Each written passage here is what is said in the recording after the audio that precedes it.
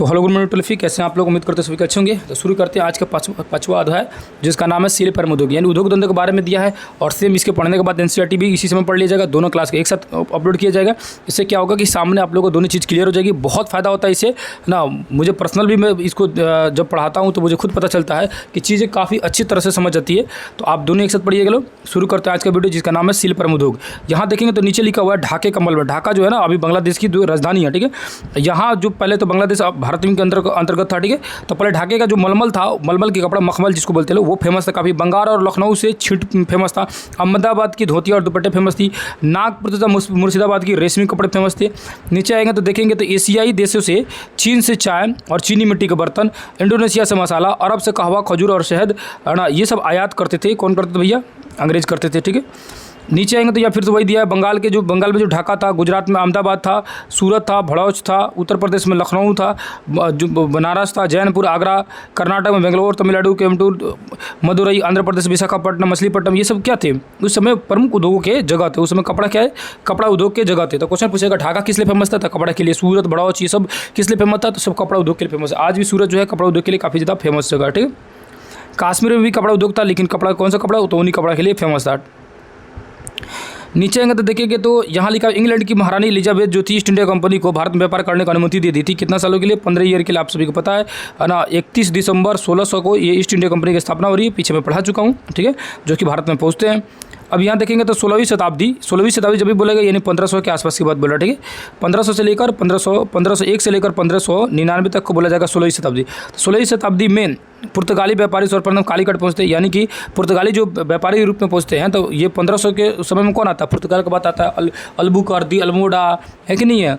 तो नानू, दुकुंडा, ये बहुत सारे लोग आए ना पुर्तगाल से। तो सबसे पहले सिंपल समझिए कि पुर्तगाली लोग आए, जो कहाँ पहुँचे भैया? तो कितना बार बता चुका हूँ, कालीकट का एक बंदरगाह, कालीकट जो है केरल का एक बंदरगाह था, है ना, केरल का बंदरगाह कालीकट, वहाँ पहुँचते हैं। और वहाँ पर आते हैं तो सूती कपड़े को वहाँ से बिजनेस करते। तो सूती कपड़े को कालीकट में कैलिको कहा जाता था, क्योंकि जगह था कालीकट, ठीक है। तो सूती कपड़े का जो कालीकट यानी केरल के जो सूती कपड़े था, उसको क्या बोला जाता था? कैलिको बोला जाता था, ठीक है। और लेकिन सूती वस्तुओं के बारे में यूरोप के लोग जो थे ना, सर्वप्रथम अरब व्यापारी से जाने थे। मतलब क्या है कि भारत में तो बहुत बाद में पहुँचे, लेकिन अरब वाला जो था वो तो यूरोप से ज़्यादा नज़दीक था लोग। तो सूती कपड़े के बारे में जानकारी यूरोप वासी को सबसे पहले अरब से मालूम चला था। और अरब में एक शहर था इराक का, शहर का नाम था, है ना, मोसल। क्या नाम था भैया? शहर का नाम था मोसल। वहाँ सूती कपड़ा मिलता था, इसीलिए इसका नाम पड़ गया था मसलिन। क्वेश्चन पूछेगा सूती को मसलिन आना चाहिए। सूती को प्राचीन समय में सूती वस्त्रों को ना इराक में क्या कहा जाता था? मसलिन। या मसलिन जो है किसका नाम है, या किसके बारे में बता रहा है? तो मसलिन जो है सूती कपड़ा है, ठीक है। मसलिन क्या है? तो एक सूती कपड़ा है जो कि इराक में फेमस है, ठीक है। अब इतना ज़बरदस्त भारतीय कारीगरों द्वारा जो सूती कपड़ा बनाया था, वो इतना ज़बरदस्त था कि 20 गज लंबा और 1 गज चौड़ा। इसका मतलब कि साड़ी 20 गज लंबा और 1 गज चौड़ा, मतलब समझिए कि साड़ी इतना जितना बड़ा साड़ी होता है वही साड़ी हो गया। और इसके मलमल के टुकड़े को उसको क्या कहते हैं? एक अंगूठी से निकाला जा सकता था। सॉरी ना, इसके बनाने में 6 महीना समय लगता था। बताइए, एक छोटी सी अंगूठी हो गई, इसमें 20 फीट ऐसे बड़ा ना और 1 गज चौड़ा जो है साड़ी की तरह इसके अंदर से घुसा के और निकाल दिए, ठीक है। सॉरी ना, कितना सॉफ्ट था, कितना पतला हो जाता था। अब इसको बनाने में कितना समय लगता था? 6 महीने समय लगता था। नीचे आएंगे तो देखा इंग्लैंड ने सन 1720 ईस्वी में कैलिको अधिनियम बनाया। तो क्वेश्चन पूछेगा, पहली बात था कैलिको क्या है भैया? तो जो कालीकट से जो सूती कपड़ा ले जाते थे उसको क्या बोलते थे? कैलिको बोला जाता था। मतलब जो सूती कपड़ा था ना, उसी को कैलिको बोलते थे, इसलिए क्योंकि कालीकट में मिलता था अंग्रेजों को, ठीक है। अब इसके एक नियम बनाए, अधिनियम बनाए, कानून बना दिए 1720 ईस्वी में। तो पूछेगा कैलिको अधिनियम कब बना भैया? 1720 ईस्वी में। इसके अनुसार इंग्लैंड से बने जितने भी छापेदार सूती कपड़े और छीट इस्तेमाल पर पाबंदी लगा दी और इसके आयात पर इंग्लैंड में रोक लगा दिया। इस जो कैलिको अधिनियम आया, इस नियम क्या था? इसके अनुसार इंग्लैंड में भारत से बने जो छापेदार सूती कपड़े थे और छीट को इस्तेमाल जो हो रहा था, उस पर पाबंदी लगा दी और इसके आयात को रोक दिया गया, ठीक है। उसके बाद आगे आएंगे तो देखेंगे यहाँ लिखा हुआ इंग्लैंड में जो तैयार किया जाता था वो क्षेत्र था मैनचेस्टर और लंकासायर वस्त्र उद्योग का बड़ा केंद्र था। तो क्वेश्चन पूछेगा मैनचेस्टर और लंकासायर ज़्यादातर क्वेश्चन पूछ सकता है। लंकासायर वस्त्र उद्योग जो है कहाँ का है? तो इंग्लैंड का है। और मैनचेस्टर, ये दोनों उद्योग के बहुत बड़े केंद्र थे। आगे आएंगे तो देखेंगे, नीचे आए तो देखेंगे यहाँ पर आपको मिलेगा भारत उत्पादन बढ़ती गई और मांगों को देखकर सन 1873 ईस्वी में भारत सरकार ने मुक्त व्यापार की नीति अपना दी। अब ये मुक्त व्यापार की नीति क्या है ना, एक्चुअली में हुआ क्या था, जब अंग्रेज भारत में आए थे तो आपको शुरू में बताया हूँ कि वो 15 वर्ष के एकाधिकार लेके आए थे और उसके बाद धीरे धीरे वो अपना एकाधिकार बढ़ाते गए। मतलब क्या था कि 1813 तक सिर्फ एक ही कंपनी भारत में कमा रही थी, बिजनेस कर रही थी। तो और भी कंपनियां भारत में अंग्रेज़ों से बोली कि भाई साहब हम लोग को भी मौका दिया जाए। तब जाके इंग्लैंड की सरकार ने ना सब किसी के लिए वो बोल दिया कि जाइए सब कोई बिजनेस कीजिए लो। मतलब क्या, अब एक कंपनी लूट रही थी भारत में, है ना। अब जब अंग्रेज बोल दिया कि हर कोई जाके लूटो, सबको परमिशन मिल गया कि पर्सनल कोई भी आदमी जाके भारत से व्यापार करेगा और जितना लूटना है लूटेगा, है ना। तो उसी को मुक्त व्यापार की नीति कहा गया। मुक्त व्यापार की नीति जो है, यहाँ देख सकते हैं, इस नीति के तहत भारत द्वारा भारतीय व्यापार पर कंपनी पर एकाधिकार समाप्त हो गया। अब इंग्लैंड का कोई भी व्यक्ति भारत के साथ स्वतंत्र रूप से व्यापार कर सकता था। मतलब क्या है, अब कंपनी की जरूरत नहीं थी, अब कोई भी आम आदमी भी अब जाके व्यापार कर सकता है। आगे आएंगे तो आगे देखेंगे, इस पेज में देखेंगे तो यहाँ एक वर्ड लिखा है नी औद्योगिकरण। ये वर्ड को ध्यान रखिएगा, नी औद्योगिकरण लिखा है। इसका मतलब क्या होता है, इंग्लैंड में मशीनों का आविष्कार, अंग्रेजों ने भारत के प्रति व्यापारिक नीतियों ने भारत में नी औद्योगिकरण की स्थिति पैदा कर दी। अब इसका मतलब क्या होता है कि जितने तेजी से उद्योग धंधा बढ़ते गए, उससे क्या हुआ कि उद्योग धंधा भारत में क्या हो रहा है, धीरे धीरे बंद होता है। और ये क्वेश्चन जो है बीपीएससी में पूछा है ना, बीपीएससी का आपका क्वेश्चन आया हुआ था। यहाँ अंग्रेजी शासन से पहले कृषि, हस्तशिल्प और कुटीर उद्योगों का बहुत बड़ा संतुलन था, लेकिन कुटीर उद्योग एवं हस्तशिल्प में विनाश में इस संतुलन ने नष्ट कर दिया। शिल्प उद्योगों में लगे हुए कारीगर अब सड़क छोड़कर गांव लौटने लगे, खेती करने के लिए बात हो गई। इस तरह इंग्लैंड की मशीनों के आविष्कार ने, मतलब इसकी किस वजह से हो रहा है ये सब कांड, तो किस वजह से हो रहा है भैया, तो मशीन का आविष्कार जो हुआ, बड़े बड़े मशीन उद्योग धंधा लगने लगे, है ना। बड़े बड़े उद्योग धंधा लगने लगे जब इंग्लैंड में बड़े बड़े मशीनें बिठाने लगी, तो इससे क्या हुआ कि, है ना, इसका असर जो है छोटी छोटी जो कंपनियाँ थी भारत के अंदर उस पर देखने के लिए मिला। ठीक है, वो धीरे धीरे क्या हो रहा है कि खत्म होने लगे। और जब उद्योग धंधा खत्म करने लगे तो उसमें काम कर रहे लोग भी धीरे धीरे खत्म होने लगे। अब वो छोटी छोटी मजदूरी करने के लिए क्या हो गया, मजबूर हो गए, छोटी छोटी मजबूरी करके अपना आजीविका चलाने लगे। यहाँ देखिएगा तो लिखा हुआ नी औद्योगिकरण, जब देश के लोग शिल्प और उद्योगों को छोड़कर खेती करने लगते हैं या खेती पर अपना जीविका जिया देते हैं, उसको बोलते हैं नी औद्योगिकरण। ठीक है। अब 1854 में पहली बार सूती वस्त्र कारखाना खोला गया था। अब किसके सहयोग से भैया, तो कावास जी, दाबर जी, नाना व्यापारी। और ये क्वेश्चन भी बीपीएससी में आ चुका है, याद रखिएगा। ये क्वेश्चन जो है बीपीएससी टीआरई 1 में या 2 में पूछा हुआ था, याद रखिएगा। ये क्वेश्चन बहुत ही फेवरेट है। क्वेश्चन पूछता है कि पहली बार जो पहली सूत कारखाना खोली गई थी, है ना, सूत कारखाना जो धागा की जो कारखाना खोली गई थी, किसने खोला था, तो कावास जी, नाना जी, दाबर नामक एक पारसी व्यक्ति थे। पारसी क्या थे, व्यापारी थे। कावास जी, दावर जी, नारदी, है ना, कावास जी, नाना जी, दाभर नामक एक पारसी व्यापारी थे। वो 1854 ईस्वी में सूती वस्त्र का कारखाना खोलते हैं। ठीक है, सूती वस्त्र का कहाँ भैया, तो मुंबई में। उसके बाद 1830 ईस्वी में पूरे भारत में 56 सूती वस्त्र कपड़े खोले गया। ठीक है, पूरे भारत में कितना खोला गया भैया, 1880 ईस्वी तक पूरे भारत में कितना खोला गया, 80 तक 56 खोला जा चुका था। ठीक है, तो 54 में याद रखिएगा पहली बार सूती कपड़ा का खोला जा रहा है, सूती वस्त्र का, है ना, मुंबई में। किसके सहयोग से, तो कावास जी, नाना जी, दावर जी द्वारा खोला जा रहा है। और 80 तक 56 ऐसा हो चुका था। और ठीक है, इससे क्या हुआ कि इस उद्योग ने विदेशी कंपनी के जो विदेशी कारखाने थे उनको क्या हो गया, चिंता में डाल दिया, क्योंकि उनको, है ना, उनकी क्या हो रही थी, मांग धीरे धीरे घटती जा रही थी। भारतीय कपड़ों की मांग जो है तेज़ी से बढ़ती रह रही थी। अब उसी में देखेंगे, उसके आगे देखेंगे तो ये वाला क्वेश्चन भी बीपीएससी में पूछा हुआ, और ये चैप्टर बहुत ही इंपॉर्टेंट है बीपीएससी में, है ना। टीआरई 2 में ये और 3 में भी क्वेश्चन ये पूछा हुआ है, ये वाला क्वेश्चन। यहाँ देखिएगा तो लिखा हुआ है।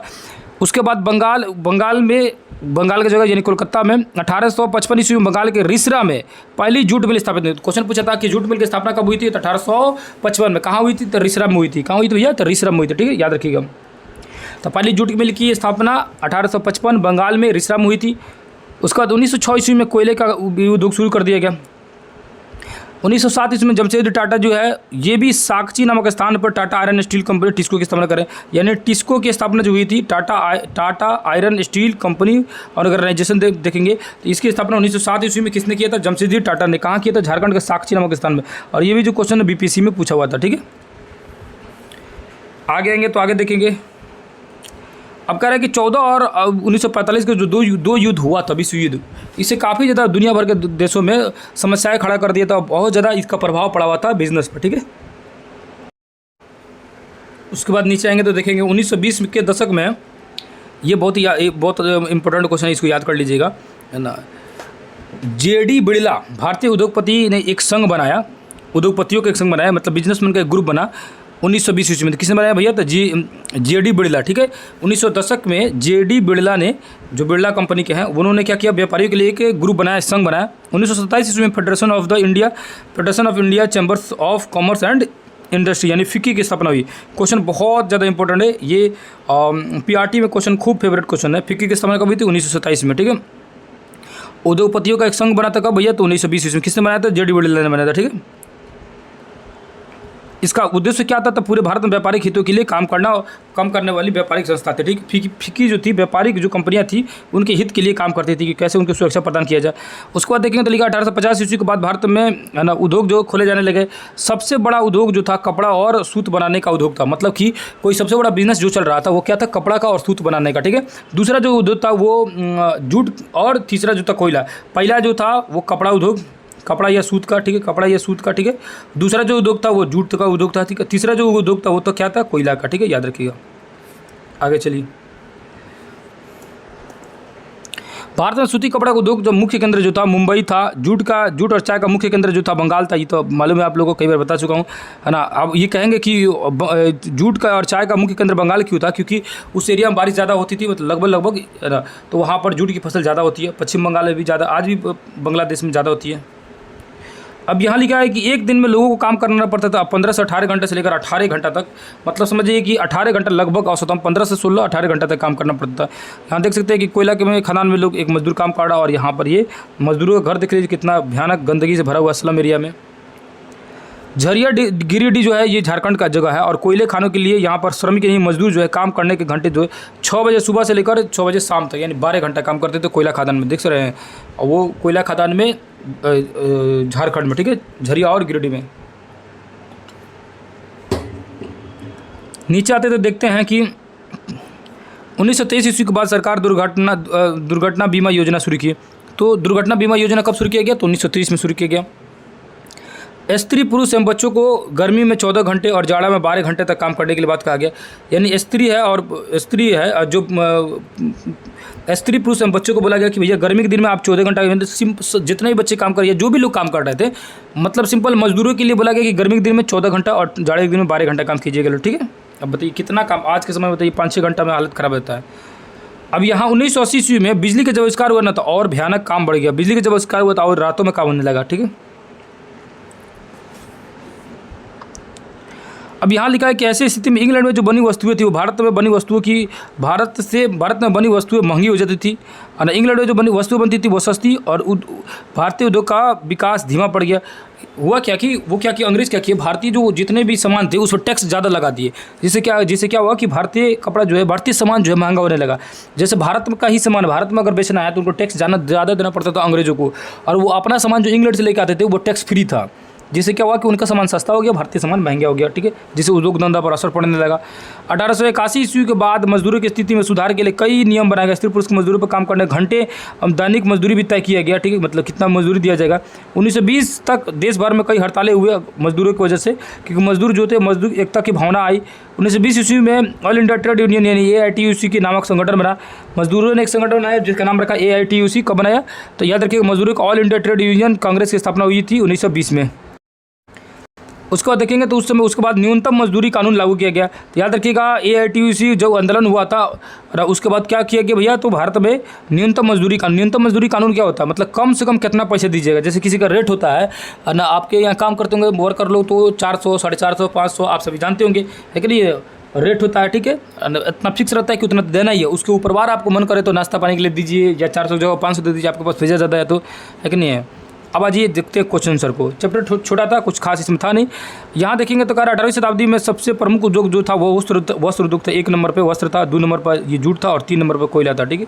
अभी देख लो, फिक्की की स्थापना 1987 में हुई थी, ये 1927 में, सॉरी, है ना। और 1920 में ईस्वी में देखेगा तो संघ बना था JD वुडलैंड के द्वारा, और ये AITUC all India trade union Congress की स्थापना हुई थी, ये भी 1920 में, ठीक है। जूट का जो प्रमुख केंद्र है वो कहाँ था, बंगाल के रिसरा में। 1855 में इसकी स्थापना हो रही है। 1818 ईस्वी में अंग्रेजी सरकार ने किस उद्देश्य से मजदूरों के लिए नियम बनाया। तो मजदूरों की स्थिति सुधारने के लिए 1817 में बना था नियम, लेकिन कोई खास फायदा नहीं। या AITUC की स्थापना की बात आ गया तो वो 1920 में एडजस्ट पड़े लो। AITUC की स्थापना 1920 में। अब जूट उद्योग देखेंगे तो किससे मैच करेगा, जूट उद्योग मैच करेगा भैया बंगाल से। ऊनी वस्त्र उद्योग हो जाएगा, चल जाएगा कश्मीर में। उसके बाद जामदानी चल जाएगा लखनऊ में। लौ उद्योग जमशेदपुर, टाटा जो है ना, टाटा। नील उद्योग जो चल जाएगा चंपारण में, जिसके कारण चंपारण विद्रोह होगा, अगले चैप्टर में देखने के लिए मिलेगा। तो ये हो गया कंप्लीट। अब पढ़ते लो NCERT, यहाँ छोड़ना नहीं, NCERT भी कंप्लीट करना है। याद रहे कि आप लोग NCERT भी पढ़ लें ताकि दोनों चीज़ें आपको क्लियर रूप से पता चल जाए, ठीक है। तो अब NCERT को शुरू करते हैं लोग। ये रहा एनसीईआरटी। लेकिन आप लोग ध्यान नहीं दिए होंगे कि ये जो बिहार बोर्ड का जो चैप्टर था वो चैप्टर नंबर 5 और ये जो है चैप्टर नंबर 6 है ना। तो ऐसा क्यों हुआ कि भैया इसका 6 नंबर चैप्टर पढ़ा रहे और बिहार बोर्ड का 5 नंबर चैप्टर पढ़ा दिए। तो याद रखिए कि उसका 5वां नंबर जो चैप्टर है यानी बिहार बोर्ड का जो 5वां चैप्टर है और एनसीईआरटी का जो छठा है सेम टॉपिक है, और जो एनसीईआरटी में जो 5वां दिया है वो बिहार बोर्ड के छठा में दिया है, यानी उल्टा हो गया है। ठीक है, तो इससे कोई दिक्कत नहीं, हम लोग को टॉपिक को ध्यान देकर पढ़ना है, क्योंकि अगला जो चैप्टर है वो होगा 1857 की क्रांति। एनसीईआरटी में दिया 1857 की क्रांति 5वां नंबर चैप्टर, यानी इससे पहले दिया हुआ है, और बिहार बोर्ड में 1857 की क्रांति दिया है 6 नंबर चैप्टर में। तो कोई दिक्कत नहीं, टॉपिक जो है वही पढ़ा जाएगा, है ना। आगे जाइए तो यहाँ फिर वही शिल्प उद्योग वाला जो है, छोटे उद्योग और ये उद्योग के बारे में देखेंगे। शिल्प और जैसे यहाँ बुनकर लोहा और फैक्ट्री मालिक दे रहा है, इसको एक एक लाइन को समझने की कोशिश करेंगे क्या दिया हुआ है। ठीक है, यहाँ देखेंगे तो लिखा हुआ इस अध्याय में कपड़ा और लोहा इस्पात उद्योग हम इनसे 2 अधिक विशेष अध्ययन करेंगे। 1850 के दशक में जब ब्रिटेन लोहा और इस्पात उद्योगों की पनपने लगा तो ब्रिटेन दुनिया कारखाना कहलाने लगा। तो क्वेश्चन पूछेगा दुनिया का कारखाना किसे कहा जाता था, तो ब्रिटेन कहा जाता था। कब? 1850 के दशक में। ठीक है, अब यहाँ ऊपर में देखिएगा ये जो चीज़ें दी हुई है ना, यहाँ पे जो डाटा दी हुई है इसको मैं बात कर रहा हूँ, इसको तो छोड़ना नहीं है चाहे कहीं भी दिया हो, क्योंकि इसमें से क्वेश्चन आ जा रहा है। 2-3 क्वेश्चन आया हुआ है, मतलब आगे जो चैप्टर आएगा उसमें यहाँ पे जो लिखा है उसको भी देख लेते हो। ठीक है, क्या लिखा हुआ है उसको देखते हैं। लो लिखा हुआ कि भारत के पश्चिमी तट गुजरात तथा सूरत हिंद महासागर के रास्ते होने वाले व्यापार सबसे महत्वपूर्ण बंदरगाहों में से एक था। यानी सूरत और जो गुजरात बंदरगाह था वो बहुत ज़्यादा बिजी रहता था। डच और ब्रिटिश व्यापारी जहाज़ 17वीं सदी की शुरुआत से ही, है ना, इस बंदरगाह का इस्तेमाल करते थे। तो 17वीं शताब्दी से शुरुआती से ही कौन इस बंदरगाह का इस्तेमाल करते थे, ये हो गया, है ना, सूरत साइड के कह रहा है। ठीक है ना, गुजरात और सूरत के क्षेत्र का ये वाला जो बंदरगाह, इस बंदरगाह की बात कर रहा है। तो यहाँ पर जो बंदरगाह थे उस बंदरगाह को कौन कौन यूज करता था शुरू से ही, डच और ब्रिटिश वाले ने। ठीक है, 18वीं सदी में इस बंदरगाह का महत्व गिरने लगा। 18वीं सदी के बाद इस बंदरगाह का महत्व धीरे धीरे कम होने लगा। अब नीचे आइए, ब्रिटेन में औद्योगिकरण और भारत के वीजा और उपनिवेशिक का गहरा संबंध रहा। ठीक है, जो कि कह रहा है कि आप लोग अध्याय 2 में देख चुके लोग, पीछे पढ़ चुके लोग हम लोग ऑलरेडी। अब भारत के कपड़े और विश्व बाजार के बारे में जानेंगे। बंगाल पर अंग्रेजी विजय से पहले, बंगाल पर अंग्रेजों का विजय पहले 1750 के आसपास में भारत पूरी दुनिया में कपड़ा उत्पादन के क्षेत्र में औरों से आगे था, है ना, औरों से कोसों आगे था। मतलब बंगाल की जो कपड़ा उत्पादन में था ना बहुत तेज़ी से आगे बढ़ रहा था। लेकिन जब अंग्रेज जो है ना कब्जा करते हैं ना, तो उसके बाद भारत के जो कपड़ा उद्योग है धीरे धीरे कम होना शुरू हो जाएगा। देखिएगा आगे, भारत में लंबे समय तक बारीकी, है ना, कारीगर जो थे मशहूर थे। दक्षिण पूर्वी एशिया यानी जावा, सुमात्रा, पेंगांग तथा पश्चिमी मध्य और मध्य एशिया के कपड़े का भारी व्यापार था। 16वीं शताब्दी से यूरोप तथा व्यापारी कंपनियां यूरोप से बेचने के लिए भारतीय कपड़े खरीदने लगी। यहाँ देखेंगे तो लिखा है कि पोटाल बुनाई और ना पटोला बुनाई। ठीक है, अब ये पटोला बुनाई क्या है भैया? पटोला बुनाई सूरत, अहमदाबाद और पाटन में होता था। तो क्वेश्चन पूछेगा पटोला बुनाई कहाँ होता है, तो सूरत, अहमदाबाद और पाटन में होता है। ठीक है, होती थी। इंडोनेशिया में इस बुनाई का भारी व्यापार बाजार था। वहाँ यह स्थानीय बुनाई परंपरा का हिस्सा बन गया था। यानी इंडोनेशिया में, भारत में देखा जाएगा तो सूरत में, अहमदाबाद में, पाटन में ये पटोला बुनाई होता था। पटोला बुनाई क्या है भैया? तो यहाँ देख सकते हैं पटोला बुनाई का डिजाइन आपको दिख रहा है। ठीक है, आगे आते आगे समझते हैं। शब्दों में इतिहास छिपा है। अब भैया शब्दों में इतिहास छिपा है, इसमें मतलब क्या दिया? एक वर्ड दिया मसलिन। अभी जस्ट हम लोग बिहार बोर्ड वाला में पढ़े लो। मसलिन क्या था? तो इराक में जो सूती कपड़ा बेचा जाता था, मलमल की जो कपड़े था ना, इराक साइड में, उसको क्या बोलते थे? मसलिन बोलते। यानी इराक के मोसल शहर में जो व्यापार होता था उसको क्या बोलते थे भैया? मसलिन, यानी मलमल कहते थे। ठीक है, और ये सब जो है काफ़ी ज़्यादा प्रचलित थी। अब उसके बाद कैलिको के बारे में देखिए लो कि कैलिको जो था वो क्या था भैया? काली कट के निचले सब निकले एक शब्द था, वो क्या था? कैलिको। ये सब किसके बारे में बात कर रहा था? सूती कपड़े की बात कर रहा था। यानी सूती कपड़ों को इराक में मसलिन और भारत में इसको कैलिको कहा जाता था। कौन कहता था? अंग्रेज कहते थे, भारतीय नहीं कहते। भारतीय तो सूती कपड़ा बोलते थे। ठीक है, अंग्रेज जो है इराक में जाते थे तो वही सूती कपड़ा देते थे, तो बोलते थे मसलिन, कि मसलिन का कपड़ा है, क्योंकि मोसल शहर में मिलता था। और ये काली कट में आके लेते थे तो इसको बोलते थे कैलिको। कपड़ा सेम है। ठीक है, आगे आते हैं, आगे जानते हैं। 1730 ईस्वी में ब्रिटिश ईस्ट इंडिया कंपनी ने कलकत्ता में अपने नुमाइंदे के पास भेजा। इसके मुताबिक उस साल 5,89,000 थाने का ऑर्डर मिला था। तो उस 1730 ईस्वी में इस कपड़े से बनाने के लिए कितना ऑर्डर मिला था? 5,89,000। ठीक है।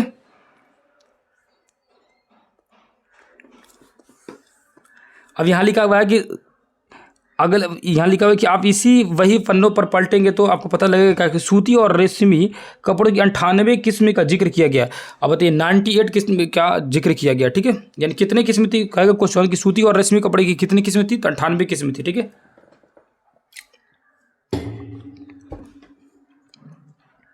और लिखा है कि यूरोपीय व्यापारी इन्हें पीस गुड्स कहते थे। तो क्वेश्चन पूछेगा पीस गुड्स किसे कहते भैया? तो सूती या रेशमी कपड़े को पीस या गुड्स कहते थे। आमतौर पर ये 20 गज लंबा और 1 गज चौड़ा होता था। तो पूछेगा पीस या गुड्स जो है ना, पीस गुड्स की लंबाई या चौड़ाई कितनी थी? तो 20 गज लंबा, 20 गज की भैया लंबा, और 1 गज जो है क्या भैया? चौड़ा। ठीक है।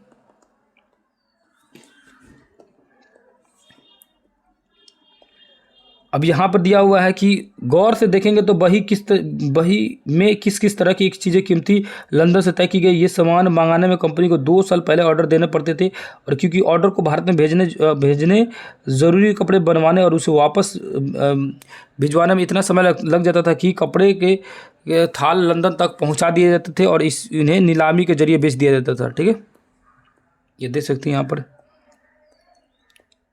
यह है जामदानी बुनाई, देख सकते हैं। अब नीचे आएंगे तो देखेंगे तो थोक में जिन कपड़ों का ऑर्डर दिया जाता था उन्हें छापेदार सूती कपड़े भी शामिल थी। इनमें व्यापारी है ना, इसमें क्या करते थे भैया?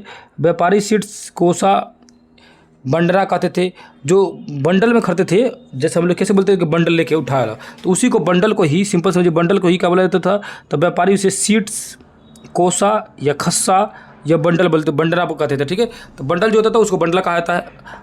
आप जानते होंगे कि अंग्रेजी का सीट शब्द कहाँ से आता है? जी हाँ, यह हिंदी के छींट शब्द से बना है। तो सीट्स मतलब होता है छींट शब्द से। ठीक है, और हमारे यहाँ छींट रंगीन फूल पत्तियों वाले छोटे छोटे कपड़े को कहा जाता है। मतलब छींट वाला कपड़ा मतलब कि छोटे छोटा फूल पत्ती वाला, जिसपे डिजाइन बना रहता है छोटा छोटा।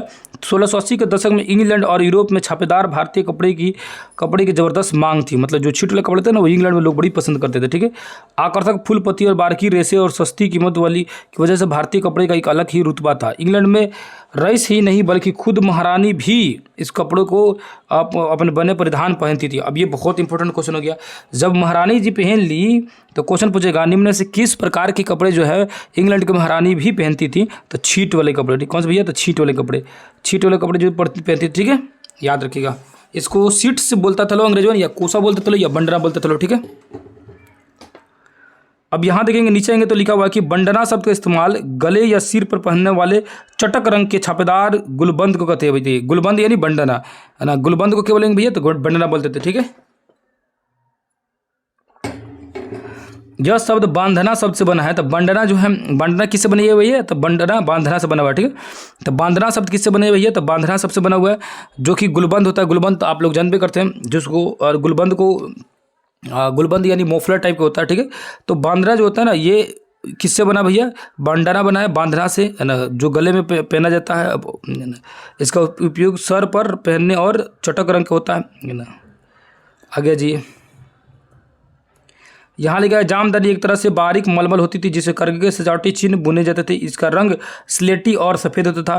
तो जामदानी जो कपड़े का रंग होता था वो क्या होता था? स्लेटी होता था। ठीक है, आमतौर पर ये सूती और सोने के धागों का इस्तेमाल किया जाता था। देखिए, सूती और सोने के धागे का कपड़ा इस्तेमाल किया जाता था इसमें जामदानी में। बंगाल में स्थित ढाका में संयुक्त प्रांत यानी वर्तमान उत्तर प्रदेश स्थित लखनऊ में जामदानी बुनाई सबसे महत्वपूर्ण केंद्र था। तो पूछेगा जामदानी बुनाई का सबसे महत्वपूर्ण केंद्र कहाँ था भैया? तो लखनऊ में था। ठीक है, आगे समझते हैं। यहाँ लिखा हुआ मसूलीपट्टनम आंध्र प्रदेश। मसूलीपट्टनम आंध्र प्रदेश में बारीक कपड़े की छपाई 19वीं सदी के मध्य में हुआ। ईरान और यूरोप में निर्यात होने वाले छींट का बढ़िया उदाहरण है। ठीक है, उसके बाद आएंगे तो यहाँ लिखा इस श्रेणी में चटक रंग वाले एक ऐसी बहुत सारी किस्म के कपड़े आते थे जिसे बांधने और रंग साजी की विधियाँ बनाई जाती थी। वही में कई दूसरी तरह के कपड़ों का जिक्र है जिसका नाम उसमें जन्म से ही के अनुसार से रखा गया। कासिम बाजारी ना, पटना, कलकत्ता, उड़ीसा, चारपुर आदि इन शब्दों का प्रयोग से पता चलता था कि ये दुनिया के विभिन्न भागों से कपड़े जो है भारतीय कपड़े कितने मशहूर हो चुके थे। ठीक है, मतलब ये भारतीय कपड़ा जो था काफ़ी ज़्यादा पूरी दुनिया में फेमस था। यहाँ देखेंगे इस कपड़े का देखेंगे डिजाइन, तो इस कपड़े का मध्य गुजराती लकीर को देखिए, ये गुजराती लकीर। ठीक है, क्या आप जानते हैं कि दरअसल इस ओढ़नी में दो भाग कर रंगे गए हैं, दो भाग करके रंगा गया। ठीक है, क्या किया गया, दो बांध कर, ओढ़नी में दो बांध कर रंगे गए हैं। रेशमी कपड़े के टुकड़े को सोने की कढ़ाई के जरिए एक दूसरे में ना सी दिया गया है। बांडना शैली में कपड़े अधिकांश राजस्थान और गुजरात में पाए जाते थे, बनाए जाते थे। तो क्वेश्चन पूछेगा बांडना जो शैली कपड़े थी वो कहाँ बनाया जाता था, तो बांडना राजस्थान और गुजरात के साइड में बनाया जाता था। ठीक है, अब आएंगे तो यूरोपीय बाजारों में भारतीय कपड़ा।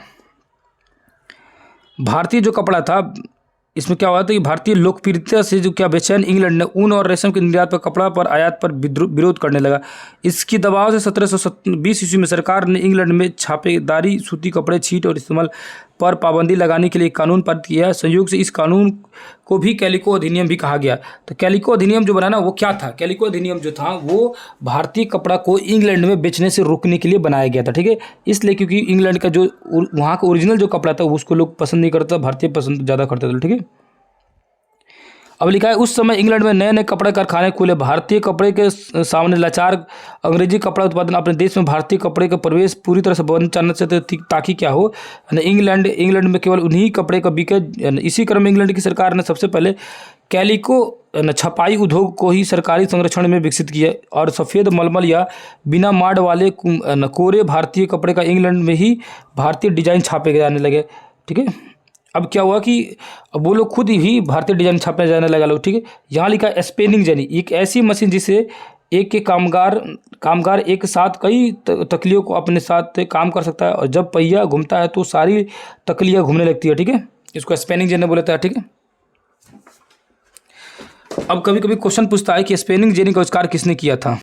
10th क्लास में या 10th क्लास में शायद दिया हुआ है, आगे जब पढ़ाऊंगा तब तक उसमें आएगा स्पेनिंग जेनी का आविष्कार। और ये क्वेश्चन जो था पूछा हुआ था, इसका आविष्कार जेम्स हार्ग्रीव्स होना चाहिए, आगे दिया हुआ कहीं ना कहीं। यहाँ पर देखेंगे तो लिखा हुआ है कि भारतीय कपड़ों के साथ साथ ये होड़ की वजह से इंग्लैंड की तकनीकी सुधारों की जरूरत देखने लगी। 1764 ईस्वी में जॉन के ने स्पेनिंग जेनी का आविष्कार किया। जॉन के ने स्पेनिंग जेनी का आविष्कार किया। जेनी जो था ना जॉन की ने इसकी आविष्कार किया था। याद रखिए यहाँ दिया हुआ 1764 ईस्वी में स्पेनिंग जेनी का आविष्कार किसने किया, तो भैया जॉन के ने आविष्कार किया, जिसके परंपरागत तकलियों का उत्पादन काफ़ी बढ़ गई। 1786 में रिचर्ड आर्कराइट ने वास्प इंजन का आविष्कार किया, जिसके ना बाद वास्प इंजन के आविष्कार किसने किया भैया, तो 86 में किया था आर्कराइट ने वास्प इंजन, जिसके सूती कपड़े के बुनाई को क्रांतिकारी रूप में बदल दिया गया। अब बहुत सारा कपड़ा बेहद कम कीमत पर तैयार किया जा सकता था। ठीक है, तो स्पेनिंग जेनी जो था वो 1764 ईस्वी में जॉन के ने स्पेनिंग जेनी का आविष्कार किया। तो स्पेनिंग जेनी का आविष्कार किसने किया, तो जॉन के ने 1764 में किया था। और 1786 ईस्वी में रिचर्ड आर्कराइट ने जो दिया था, रिचर्ड आर्कराइट जो था ना वो वास्प इंजन का आविष्कार किया। हालांकि जब 10th क्लास में वाला जो इतिहास पढ़िएगा तो रिचर्ड आर्कराइट का और भी सारे दिखाएगा, जैसे कि स्पिनिंग फ्रेम दिखाएगा, उसके बाद से ये जेनी जो था जेम्स हार्ग्रीव्स था ये भी आएगा ना। तो ये 1764 ईस्वी में जॉन के द्वारा क्या किया जाता है भैया, जॉन के द्वारा स्पिनिंग जेनी का आविष्कार किया जा रहा है। उसके बाद आएंगे तो इसके बावजूद दुनिया में बाजारों में भारतीय कपड़े का दबदबा 18वीं शताब्दी का आखिरी तक बना रहा। डच, स्पेन, ब्रिटेन और अन्य कंपनियों ने व्यापार बेहिसाब मुनाफा कमाया। ये कंपनियां भारत आकर चांदी जो है, चांदी के बदले सूती कपड़े खरीदती थी। देखिए शुरू में बता चुका हूँ कि भारत में ये लोग क्या करते थे, चांदी देते थे और अपना जो बिजनेस करना था करते थे। इससे क्या हुआ, धीरे धीरे इंग्लैंड में चांदी की कमी होने लगी। यहाँ देखेंगे तो लिखा हुआ है कोची स्थित डच बस्ती समुद्र में दिखता दृश्य 17वीं शताब्दी हुआ। जैसे जैसे यूरोपीय व्यापार फैला विभिन्न बंदरगाहों पर व्यापारिक बस्तियाँ में भी बनने लगी। कोची में डच और बस्तियाँ 17वीं शताब्दी में विकसित हुआ। बस्ती के चारों तरफ स्थित किलेबंदी में दिखी। नीचे आएंगे तो देखेंगे, इस पेज में आएंगे तो देखेंगे इस पेज में क्या दिया हुआ है।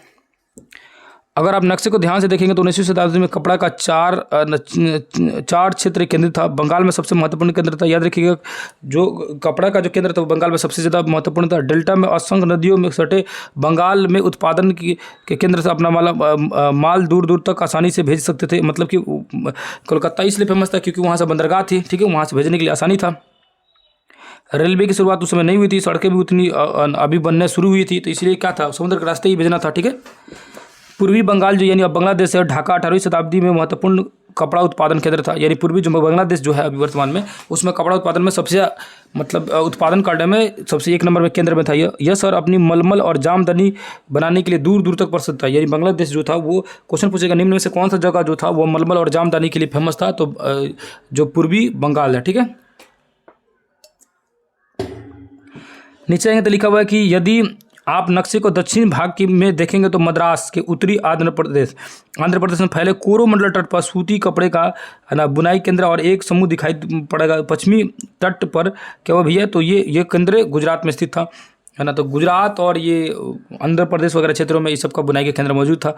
अब बुनकर कौन थे, तो बुनकर जो होता है ना वो आमतौर पर बुनाई काम करने वाले है ना कि समुदाय में कारीगर होते हैं जो पीढ़ी दर हुनर आगे बढ़ाते आ रहे हैं। तीसरी बंगाल में तांती, उत्तर भारत में जुलाहे, उत्तर भारत क्या तो भैया तो जुलाहे या मोमीन, दक्षिण भारत में साले एम है ना सालो व कैलोलार तथा देवांग समुदाय बुनकरी के लिए प्रसिद्ध था। और ये जो टॉपिक दिया है ना बहुत इंपॉर्टेंट है, इसको एक बार फिर से ध्यान से देखिएगा। बंगाल में इनको जो बुनकर थे, जुलाहा जो थे है ना, उनको तांती बोला जाता है। बंगाल में क्या बोला जाता है, जो बुनकर होते हैं उनको तांती। उत्तर भारत में उनको जुलाहे और मोमिन बोला जाता है। उत्तर भारत में यानी अपने तरफ जुलाहा बोला जाता है। अपने यहाँ जानते होंगे कि जुलाहा जो जात भी होता है, जुलाहे और मोमिन जात भी होता है, ठीक है। याद रखिएगा उत्तर भारत में जुल्हा मोमिन होता है, ठीक है, जिसको अंसारी जाति बोलते हैं, जो कपड़ा बनाने का काम करते हैं, शुरू से ही पीढ़ी दर पीढ़ी ये काम करते आ रहे हैं। तो बंगाल में इनको तांती बोला जाता था। उत्तर भारत में जुल्हा मोमिन या इन्हीं को अंसारी बोला जाता है, ठीक है। भारत में और दक्षिण भारत में यानी साउथ साइड में इनको है ना साले व है ना कैलोलार बोला जाता है, कैकोलार बोला जाता है।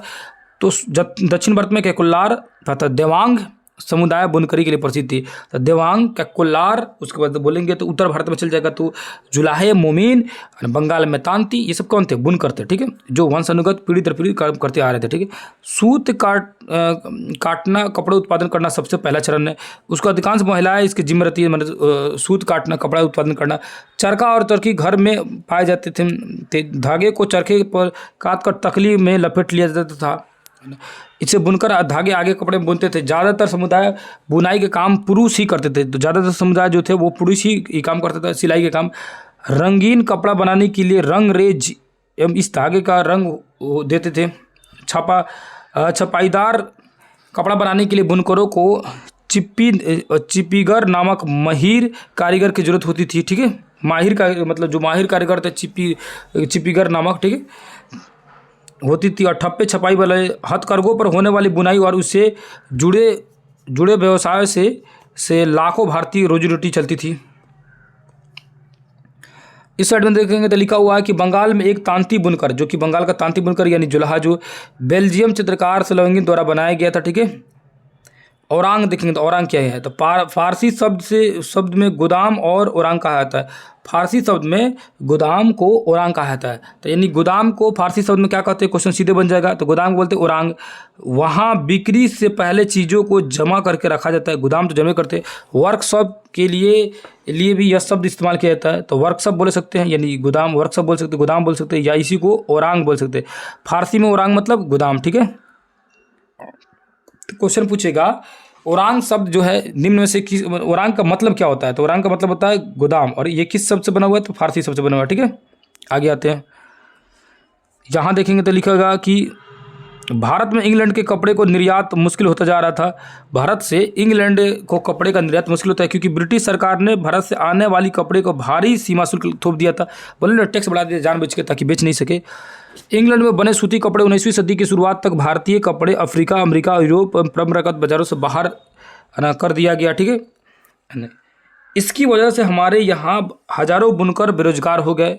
बहुत सारे सबसे बुरी मार बंगाल के बुनकरों पड़ी। ब्रिटिश और यूरोपीय कंपनियाँ भारतीय माल खरीदने बंद कर दी और इससे एजेंटों को है ना, इनके एजेंटों ने तयशुदा आपूर्ति के लिए बुनकरों को पेशगी देना बंद कर दिया ना। परेशान बुनकरों ने मदद के लिए बार बार सरकार से गुहार लगाई।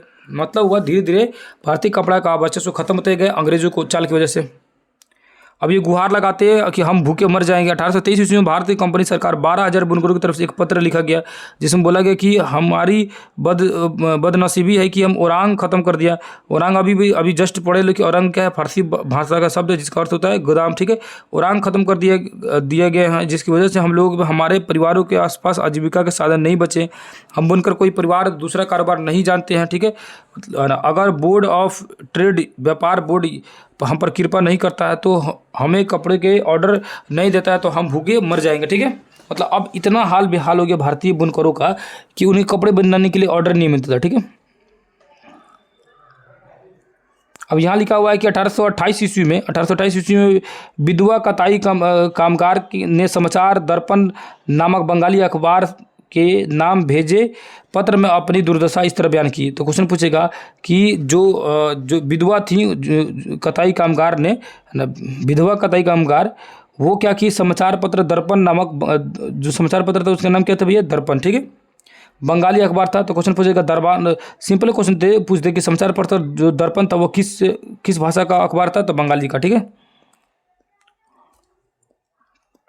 आगे आएंगे तो लेकिन असली दुर्दिन है ना, दुर्दिन जो तो अभी आने वाले हैं, ठीक है। 1830 ईस्वी के दशक तक भारतीय बाजार ब्रिटेन में सूती कपड़े से पट गई, ठीक है।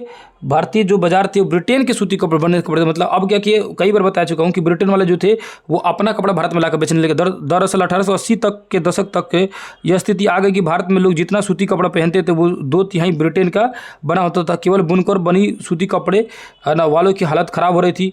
जो लोग लाखों महिलाएं और सूत काट कर जो अपने जीविका चलाते थे वो बेरोजगार होते जा रहे थे धीरे धीरे, ठीक है। ये कई बार कहानी सुना चुका हूँ।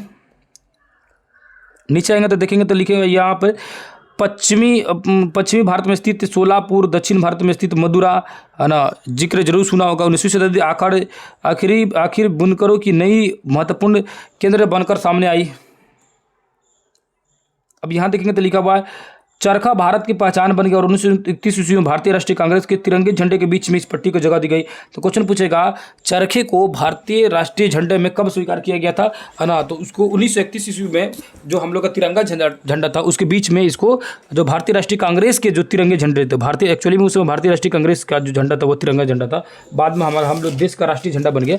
तो भारतीय राष्ट्रीय कांग्रेस के तिरंगे झंडे में 1931 ईस्वी में जो चरखा था उसको बीच में जो चक्र अभी वर्तमान में अशोक चक्र है उसके जगह पर चरखा होता था, ठीक है। याद रखिएगा अशोक चक्र के जगह पर चरखा होता था। ये क्वेश्चन यही पूछते कि अशोक चक्र के जगह पर पहले झंडे के मध्य में क्या होता था, तो चरखा होता था। कब इसको स्वीकार किया गया था, 1931 में, ठीक है, भारतीय राष्ट्रीय कांग्रेस के झंडे में, ठीक है। सूती कपड़े मिलों का उदय जो कि पिछले अभी जस्ट पढ़े लो ये वाला में बिहार बोर्ड वाला में भारत में पहली कपड़ा मिल 1854 ईस्वी में बम्बई में था।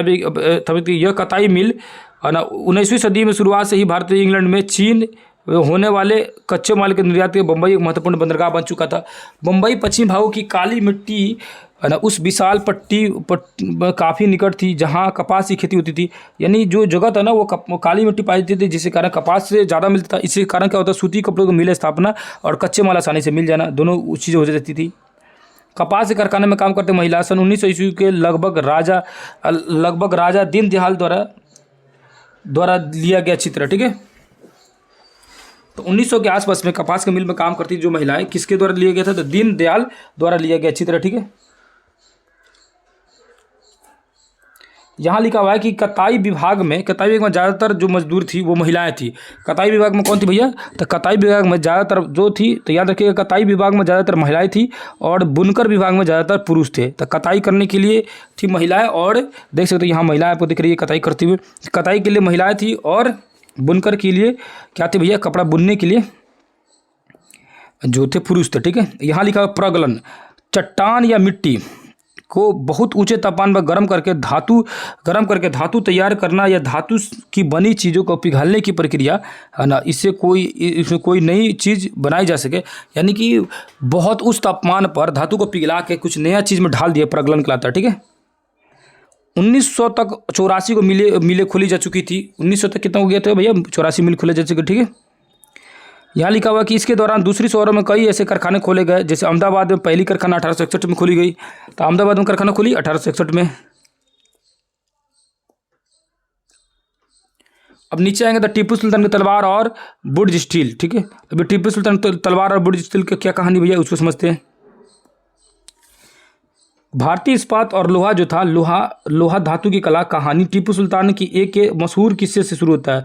वो टीपू सुल्तान है जिन्हें 1799 में मैसूर का शासक बना और अंग्रेजों की 4 लड़ाई लड़ी, हाथों में तलवार लिए लड़ते मारे गए टीपू की विश्वविख्यात तलवारें आज भी इंग्लैंड के संग्रहालय में बहुमूल्य संपत्ति है। तो इंग्लैंड के संग्रहालय में इसको रखा गया। ठीक है, लेकिन क्या आप जानते हैं कि इनकी तलवार जो है इतनी खास क्यों है? तो क्यों है भैया इनकी तलवार खास, इसको समझने की कोशिश करते हैं। दरअसल इनकी तलवार की जो धार थी इतनी सख्त थी कि और पैनी थी कि दुश्मन के लौ कवच को भी आसानी से चीर सकती थी। मतलब इतना तेज था कि आगे वाला दुश्मन का लोहा का भी कवच पहना है ना तो उसको भी काट देता था। ठीक है, इनके तलवार का यह गुण कार्बन की अधिक मात्रा वाली बुर्ज नामक स्टील से पैदा हुई थी। तो क्वेश्चन पूछेगा टीपू सुल्तान की तलवार जो है किस धातु से बनी हुई थी? तो बुर्ज नामक स्टील से बना हुआ था, जो कि दक्षिण भारत में बनाया जाता था। इस बुर्ज स्टील में तलवारें बहुत पैनी और लहरदार होती है, मतलब आसानी से घुमाया जा सकता है।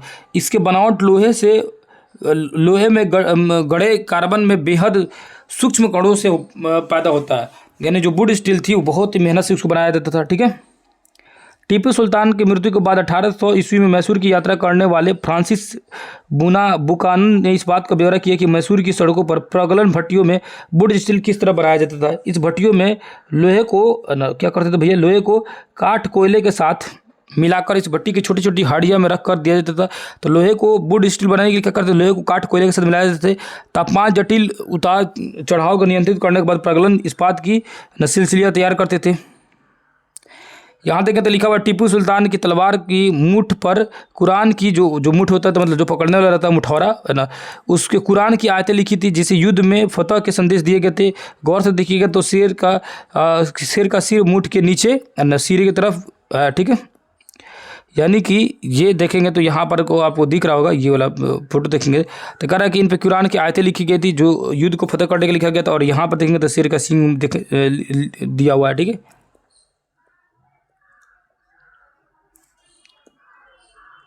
अब लिखा है कि असम में कन्नड़ शब्द उक्कू, तेलुगु शब्द हुक्कू और तमिल व मलयालम शब्द उरुक्कू यानी स्टील का ही बिगड़ा हुआ अंग्रेजी रूप है। ठीक है, असम में ये स्टील को क्या बोलते थे भैया, असम में कन्नड़ शब्द इसको उक्कू बोलते थे, तेलुगु में हुक्कू बोलते थे और तमिल या मलयालम में इसको उरुक्कू बोलते थे।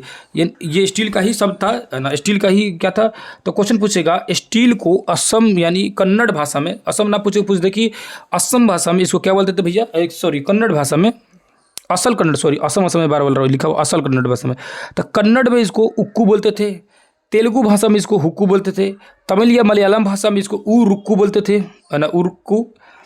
स्टील का अलग अलग जगह पर अलग अलग नाम है। ठीक है, अब यहाँ देखेंगे तो भारतीय बुर्ज स्टील यूरोप में वैज्ञानिकों ने काफ़ी आकर्षित हुआ। विश्वविख्यात वैज्ञानिक और बिजली व विद्युत चुंबकत्व का आविष्कार करने वाला माइकल फैराडे ने भारतीय बुर्ज स्टील की विशेषता का 4 साल अध्ययन तक किया। तो पूछेगा कि बुर्ज स्टील यानी जिस स्टील से टीपू सुल्तान की तलवार बनी थी, पूछेगा किस स्टील से टीपू सुल्तान की तलवार बनी थी, तो बुर्ज स्टील से। और इसके बारे में इतना ज़्यादा प्रभावित हुआ माइकल फैराडे। ठीक है, माइकल फैराडे किसका आविष्कार किया था, तो जो बिजली और विद्युत चुंबकत्व का आविष्कार किया था। ठीक है, डायनामो का एक्चुअली में आविष्कार किया था माइकल फैराडे। तो जिसने इस बुर्ज स्टील को 4 साल तक पढ़ा, इसका अध्ययन किया, इसके बारे में समझा। नीचे ये तो लिखिएगा धौकनी मतलब क्या होता है, हवा फूकने के यंत्र है ना। धौकनी मतलब धुआं जो आ रहा है उसको फूंक के हवा से क्या करेंगे, खत्म करेंगे। तो धौकनी जो होता है हवा फूकने वाला यंत्र होता है। ठीक है, गाँव की उजड़ी भट्टियाँ, बुर्ज स्टील उत्पादन में लोहे के प्रशोधन में बेहद परिष्कृत तकनीक जरूरी थी, परंतु भारत में 19वीं सदी का अंत तक लोहे का प्रगलन एक सामान्य गतिविधि थी। खासतौर पर बिहार और मध्य भारत में हर एक जिले में प्रगलन कारगर थे लोहा बनाने के लिए। ठीक है,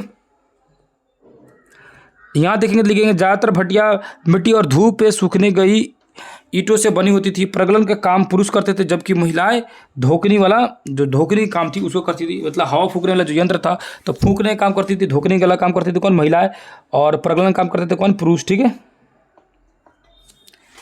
कोयले को लगातार दहकाने के लिए हवा की जरूरत थी। ठीक है, यहाँ लिखा है पालामाऊ बिहार के में लोहा कारीगर। तो बिहार के किस क्षेत्र में लोहा कारीगर थे? पलामऊ। यहाँ लिखा है कि अगरिया जैसे कई समुदाय लोहे बनाने में माहिर थे। 19वीं सदी के आखिर में बार पड़े अकाल की वजह से भारत में सूखे इलाके पूरी तरह से तबाह हो चुके थे। मध्य भारत में बहुत सारे अगरिया कारीगरों ने काम बंद कर दिया। मध्य भारत का जो थे अगरिया कारीगर वो क्या करते थे भैया? तो ये लोहे बनाने लोहार थे मतलब। तो याद रखिएगा अगरिया कारीगर थे लोहा बनाने वाला। गांव छोड़ दिया और रोजी रोटी की तलाश में इधर उधर जाने लगे। ठीक है, तो अगरिया जो कारीगर थे वो क्या करते थे? लोहार थे। ठीक है,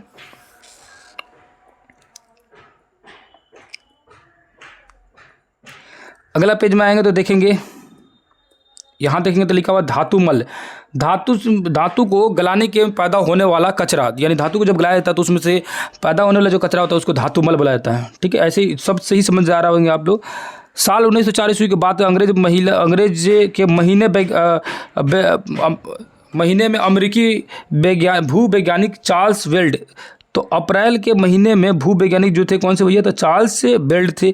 और जमशेदजी टाटा ने सबसे बड़े बेटे ना गुरावजी टाटा छत्तीसगढ़ के लौ अयस्क के भंडारों की खोजबीन करके घूम रहे थे। ठीक है, तो याद रखिएगा क्वेश्चन यहाँ से सीधे सीधे बन जाएगा कि जमशेद जी के टाटा जो सबसे बड़े बेटे थे उनका नाम क्या था? तो दोराबजी टाटा कौन थे? तो जमशेद जी के बड़े बेटे थे। ठीक है, जमशेद जी टाटा के बड़े बेटे थे कौन थे भैया? तो दोराबजी टाटा। ठीक है, जो टिस्को की स्थापना करते हैं, आगे पढ़ेंगे टाटा आयरन स्टील कंपनी की। और ये बिहार बडोला में भी पढ़ लिया इसको। ठीक है, यहाँ पर लिखा है कि एक दिन कई घंटे तक जंगल की खाक छानने के बाद बोल्ड और दोराबजी छोटे गांव में जा पहुंचे। इनकी कहानी लिखा हुआ है। ठीक है, आगे आएंगे तो देखेंगे, लेकिन यहाँ एक परेशानी थी। यहाँ सूखा इलाका था और कारखाना चलाने के लिए आसपास से कहीं पानी नहीं था। ठीक है न, लिहाजा कारखाना लगाने के लिए सभी जगह न टाटा की क्या थी भैया? सभी के बारे में टाटा की तलाश जारी रही। एक मिनट रुकिएगा। उसको तो आगे आएंगे तो देखेंगे तो फाइनली जो था कुछ साल बाद इनको जगह मिल जाती है स्वर्णरेखा नदी के तट पर, जहाँ पर फैक्ट्री बैठाया गया है ना, जो जमशेदजी टाटा थे है ना उनके द्वारा। और इस शहर को बाद में इन्हीं के नाम पर जमशेदपुर नाम दे दिया गया। ठीक है, और यहाँ पर जो टिस्को कंपनी की स्थापना हुई जिसमें 1912 में स्टील भी उत्पादन होने लगा। तो याद रखिएगा टिस्को की स्थापना हुई थी एक्चुअली में 1907 में, जो कि आपको बिहार बोर्ड में दिया हुआ था, बिहार बोर्ड बुक में दिया हुआ था टिस्को की स्थापना। और 1912 ईस्वी में यहीं पर स्टील, जहाँ एक्चुअली में जहाँ लोहा बनता है ना वहीं पर स्टील भी बनता है, क्योंकि लोहे में थोड़ा सा कार्बन मिला देंगे स्टील बन जाएगा। ठीक है, अब ये यहाँ देखेंगे लिखा है कि स्वर्ण नदी के किनारे बनी Tata iron and steel factory 1940 का ये फोटो दिखा रहा है। तो टाटा एंड आयरन स्टील की कंपनी बनी हुई थी स्वर्ण रेखा नदी के किनारे। तो क्वेश्चन पूछ दे जो टिस्को यानी टिस्को किस नदी किनारे है? ठीक है, तो टिस्को जो है किस नदी किनारे भैया? तो स्वर्ण रेखा नदी किनारे। ठीक है, जो कि झारखंड में है। यहाँ आएंगे तो देखेंगे जब टिस्को की स्थापना हुई तो उस समय हालात जो बदल लगे थे। 1914 में पहला विश्व युद्ध शुरू हुआ था। ब्रिटेन में बनने वाली इस्पात यूरोप में युद्ध संबंधी आवश्यकताओं को पूरा करने के लिए झोंक दिया। ठीक है, उसको इस तरह भारत में आने वाली ब्रिटिश स्टील की मात्रा में भारी गिरावट आई और रेल की पटरियाँ के लिए भारतीय रेलवे टिस्को पर आश्रित हो गई। मतलब क्या कि ब्रिटेन खुद अपना जो सामान बना रहा था वो उधर ही बिजी कर दिया है ना, क्योंकि युद्ध में लड़ रहा था तो उसको भारत में भेज नहीं सकता था।